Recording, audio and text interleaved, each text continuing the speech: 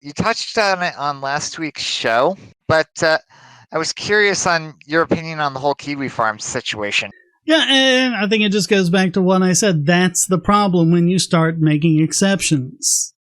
And they were even going and saying, oh, well, we have to stop that. We have to draw the line right now, and we have to not do any further. And then they banned KiwiFarms. And I was trying to figure out, because they did say they would keep doing it on people who use them as their hosting provider, that they would have standards on that, but they wouldn't do it with things like the CDN and the DNS, the infrastructure stuff. So I don't know if KiwiFarms was an actual customer of theirs, or if they just shut the site off like they did Daily Stormer. I haven't been able to find that out. But it's just why you can't take that step even once, because it just makes it harder and harder for it to do it the next time.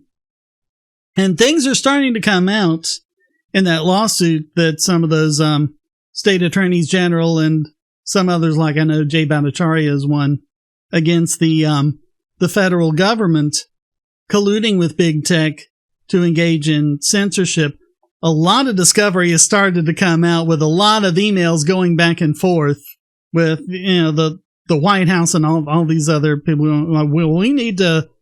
I think even Fauci's involved. So we need to make sure you don't spread misinformation.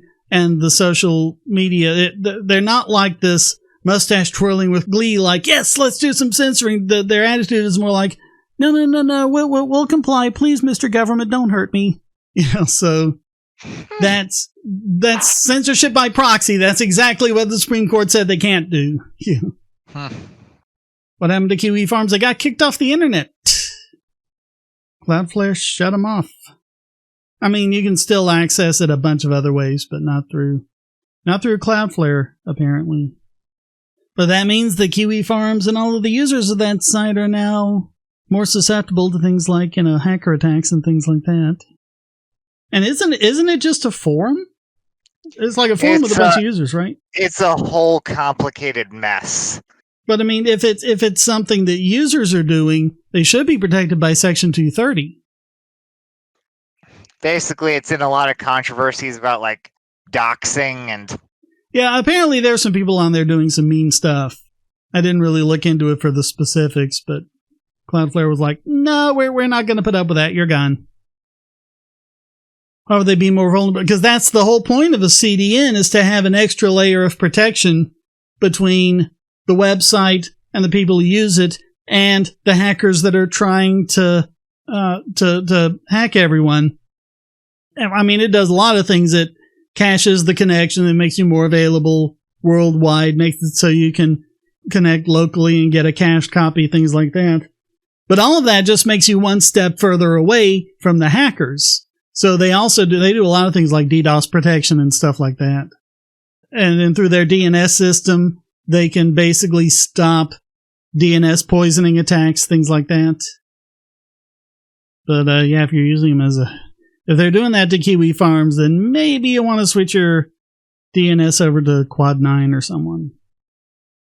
But that's why this stuff ultimately needs to be decentralized.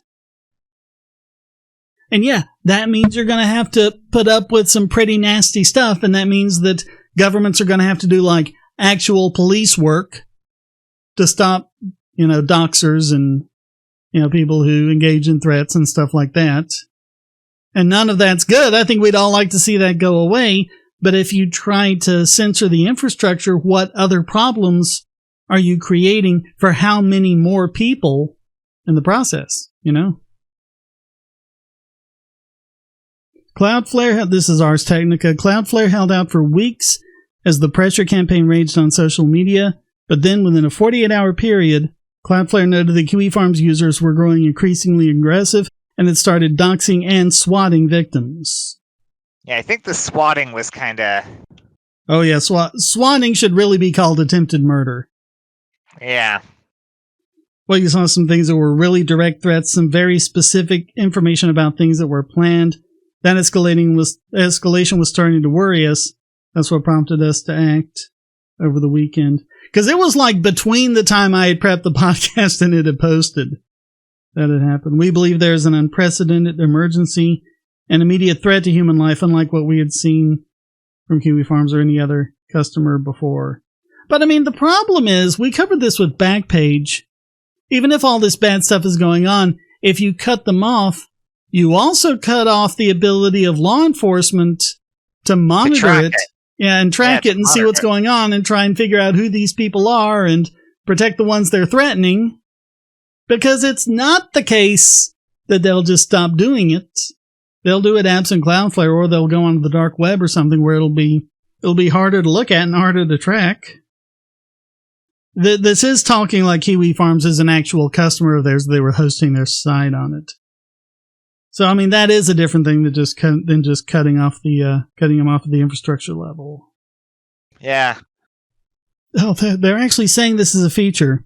KiwiFarms did find other infrastructure to stay online, but without security services like Cloudflare's protections, the site cannot necessarily withstand the onslaught of cyber attacks intended to block all access to the site. So, yeah, just like I said, they know that. They know it's going to make it more vulnerable to attack. But I guess that's okay because they're bad people.